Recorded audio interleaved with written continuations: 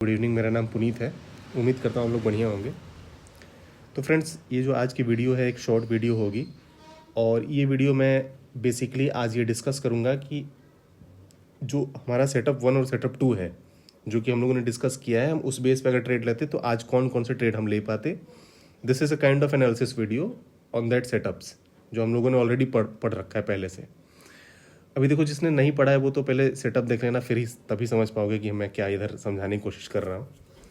जिन लोगों ने पहले से देख रखा है वो सेटअप आज हम लोग डिस्कस करते हैं, क्योंकि बहुत लंबा टाइम हो गया था, मैंने कोई ऐसे वीडियो डाला नहीं था कि हम सेटअप के बेस पर कैसे ट्रेड करते हैं।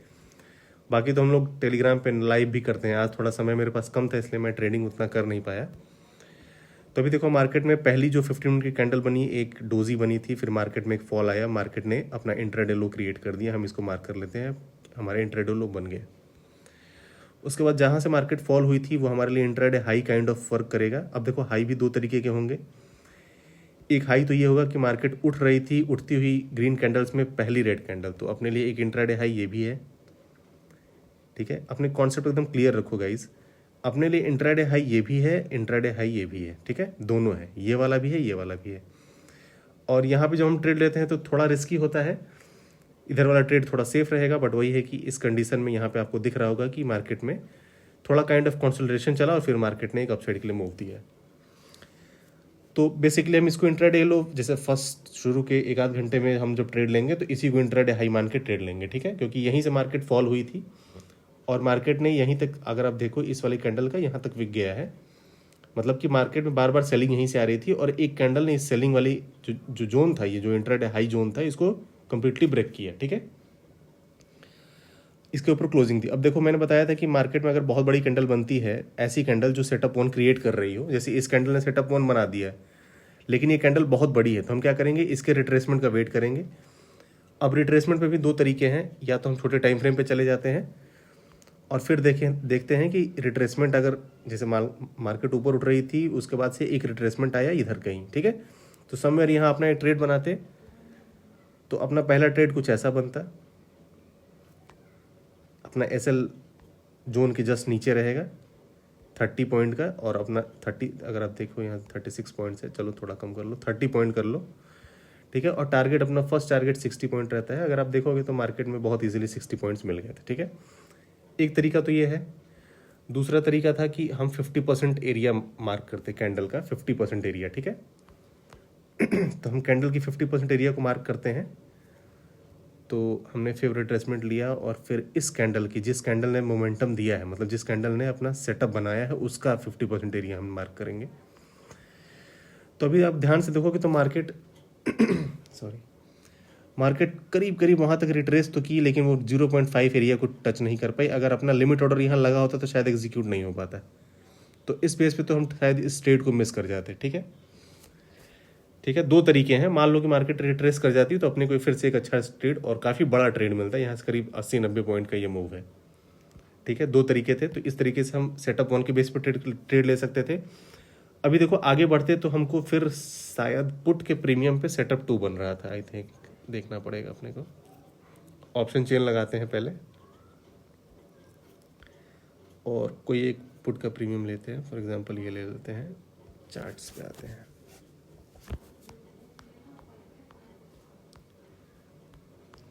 हाँ देखो, अभी तो ये मैंने ग्रुप में भी एक्सप्लेन किया था कि दूसरा अपने पास सेटअप यही बना था। बस ध्यान से देखो, मार्केट में जो प्रीमियम था वो डिक्रीज कर रहा था, बट कोई भी ऐसी कैंडल नहीं थी जो विक के ऊपर क्लोजिंग दे पाए, सिर्फ इस कैंडल को छोड़ के। और मैंने सेटअप 2 में ये बता रखा है कि जब डोजी बनती है तो उसको हम कलरलेस मानते हैं।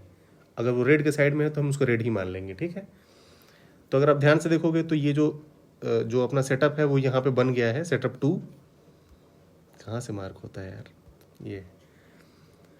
ठीक है, देखो अपना सेटअप 2 बना। अब देखो, यही कैंडल अगर छोटी कैंडल होती, फॉर एग्जांपल सपोज करो कैंडल यहीं तक होती, जैसे ये बड़ी, इतनी बड़ी कैंडल बनी है, वो सपोज करो समवेयर यहीं इधर ही रहती, तो हम यहीं पे एक ट्रेड बना लेते, अगली ही कैंडल पे ट्रेड बनाते 89-90 रुपीज़ के आसपास।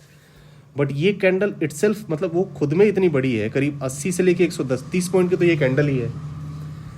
अब देखो, सेम लॉजिक फिर से लगाओ।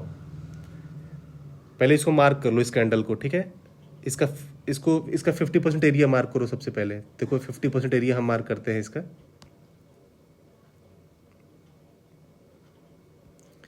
अभी ध्यान से देखोगे तो मार्केट में ये जो 0.5 का लेवल था, ये प्राइस यहाँ पे आया है, ठीक है। तो हम 95 पे इसकी बाइंग डालते, जैसा कि मैंने हमेशा बताया एग्जैक्टली वैसे ही फॉलो करो, कुछ भी नया नहीं है, एज इट इज़ है जैसे हम लोग हमेशा करते आए हैं। तो 95 के आसपास अपनी बाइंग पड़ती, वैसे तो और नीचे बाई कर सकते हो, बट देखो 0.5 एरिया ये वाला है ना, मार्केट ने इसको प्रॉपरली टच किया, रिस्पेक्ट दिया, ठीक है। अब चाहो तो इस कैंडल को बनने दो, फिर ले सकते हो, बट मैं तो मतलब काफ़ी थोड़ा मतलब मेरे को तो अपने सेटअप पे बहुत ट्रस्ट है, तो मैं तो रिस्क लेने के लिए रेडी रहता हूँ। तो मैं यहाँ पे ट्रेड बनाता और अपना जो एसएल रहता है वो स्विंग लो के नीचे रखते। तो अगर आप देखोगे तो करीब 21 पॉइंट का एसएल हो रहा है और टारगेट अपना वैसे ही रहता 40 पॉइंट्स। तो आप देखोगे तो 45 रुपीज़ मिल जा रहे हैं, मतलब 40 पॉइंट अपने को मिल जाते।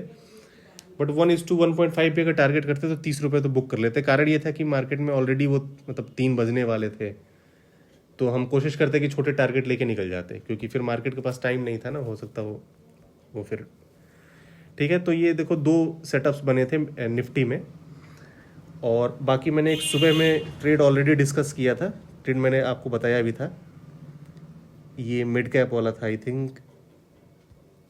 तो मैं आपको दिखाता हूँ कि मैंने जो ट्रेड लिया था आज वो ये वाला था, ठीक है। मिड कैप निफ्टी का चार्ट लगाते हैं।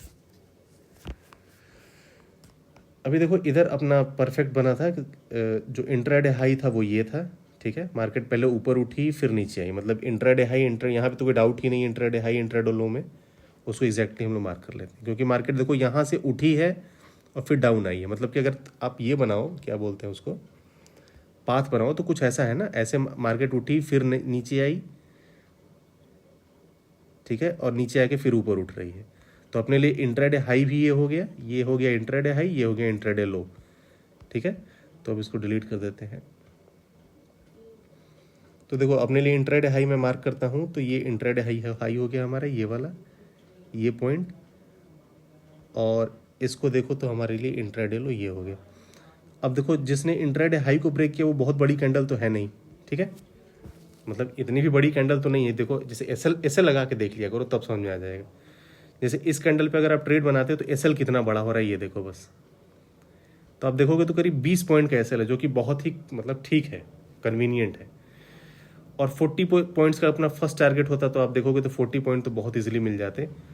इसमें अगर आप ट्रेल करते तो इट वाज ऑलमोस्ट 100 पॉइंट्स, ठीक है। 20 रुपये का रिस्क लगा के 100 रुपये कमाए जा सकते थे। तो मैंने इसको बुक किया था करीब 80 पॉइंट्स के आसपास, जो कि मैंने ग्रुप में भी डाला था, ठीक है।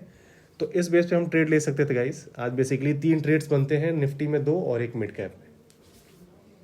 सेटअप पे ट्रस्ट करो, सेटअप जो मैंने बताया है वो बहुत ही मतलब एक लंबे समय के रिसर्च के काफ़ी एक्सपीरियंस के बाद मैंने उस चीज़ को डेवलप किया है, और बहुत सी मार्केट देखी हैं, बहुत सारी, फिर मैंने उन सेटअप्स को निकाला है। अभी उन सेटअप्स पे ऑलरेडी बहुत कुछ है जो बैकग्राउंड में चल रहा है, जैसे फिब रिट्रेसमेंट, प्राइस एक्शन के बिहेवियर, मूविंग एवरेजेस, सबका सपोर्ट रहता है उनको।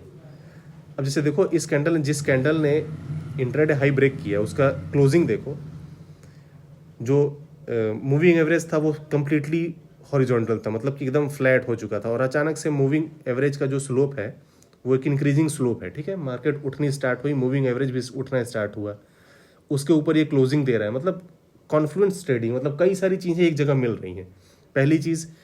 दूसरी चीज़ अगर आप नोटिस करो तो मार्केट में काइंड ऑफ, अगर मैं ट्रेंड लाइन ड्रॉ करूँ तो ये ट्रेंड लाइन कुछ ऐसे क्रिएट होगा, मार्केट में एक अप ट्रेंड टाइप का है। तीसरी चीज़ अभी नोटिस करो, मार्केट में एक जोन क्रिएटेड है जहाँ पे ह्यूज कंसोलिडेशन चल रहा था, यहाँ से लेके यहाँ तक का, ठीक है। इस वाली कैंडल ने तो नहीं, बट इस कैंडल ने उस जोन को भी ब्रेक किया, तो आप ट्रेड यहाँ भी बना सकते थे।